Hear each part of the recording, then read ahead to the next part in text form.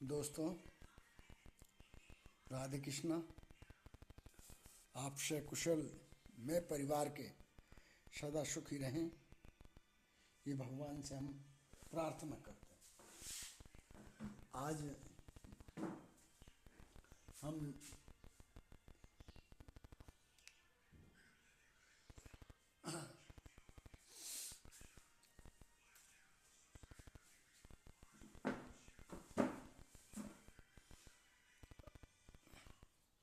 एकलव्य और गुरु भक्ति का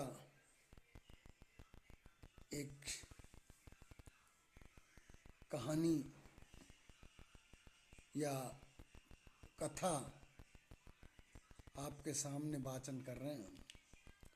आप प्रेम पूर्वक उसका आनंद लीजिए और पसंद आ जाए तो लाइक और सब्सक्राइब कीजिए।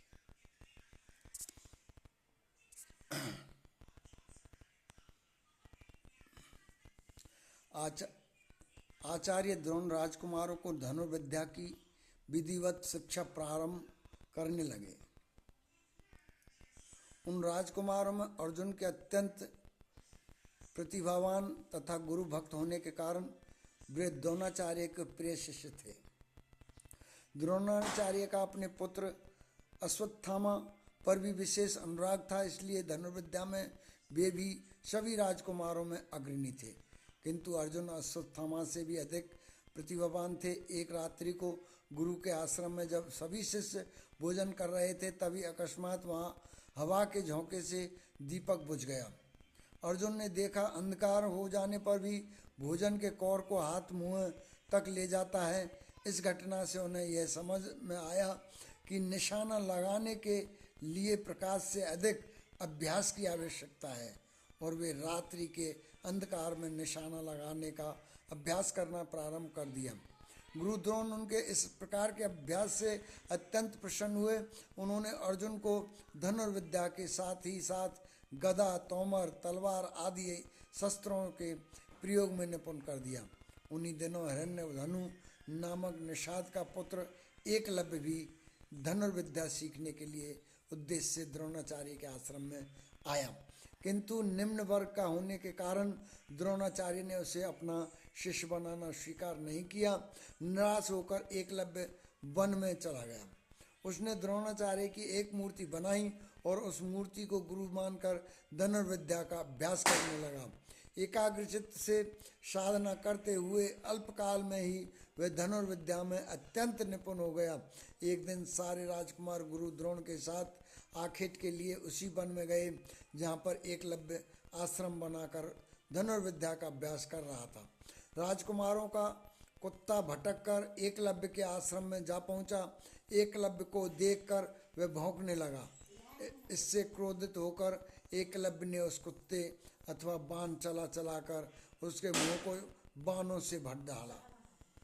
एकलव्य ने इस कौशल से बाण चलाए कि कुत्ते को किसी प्रकार की चोट नहीं लगी, किंतु बाणों से बिंध जाने के कारण उसका भौंकना बंद हो गया।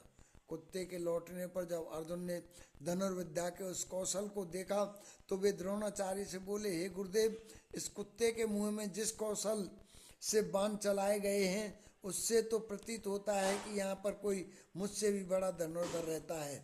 अपने सभी शिष्यों को लेकर द्रोणाचार्य एकलव्य के पास पहुँचे और पूछे, हे वत्स, क्या ये बाण तुम्ही ने चलाए हैं? एकलव्य ने स्वीकार करने पर उन्होंने पुनः प्रश्न किया, तुम्हें धनुर्विद्या की शिक्षा देने वाले कौन हैं? एकलव्य ने उत्तर दिया, गुरुदेव, मैंने तो आपको ही गुरु स्वीकार करके धनुर्विद्या सीखी है। इतना कहकर उसने द्रोणाचार्य की उनकी भक्ति मूर्ति के समक्ष ले जाकर खड़ा कर दिया। द्रोणाचार्य नहीं चाहते थे कि कोई अर्जुन से बड़ा धनुर्धारी बन पाए। वे एकलव्य से बोले, यदि मैं तुम्हारा गुरु हूँ तो तुम्हें मुझको गुरु दक्षिणा देनी होगी। एकलव्य बोला, गुरुदेव, गुरु दक्षिणा के रूप में आप जो भी मांगे मैं देने के लिए तैयार हूँ। इस पर द्रोणाचार्य ने एकलव्य से गुरु दक्षिणा के रूप में उसके दाहिने हाथ के अंगूठे की मांग की। एकलव्य ने सहर्ष अपना अंगूठा दे दिया। इस प्रकार एकलव्य अपने हाथ से धनुष चलाने में असमर्थ हो गया। तो अपने पैरों से धनुष चलाने का अभ्यास करना आरंभ किया। ऐसा गुरु और ऐसा शिष्य आज के ज़माने में कहाँ है। एकलव्य जैसा भक्त और गुरु जैसा कपटी नहीं होना चाहिए। राधे राधे। इस तरह से मैं एकलव्य की कथा आपके सामने कही। आप लाइक और सब्सक्राइब जरूर कर देना। राधे कृष्ण।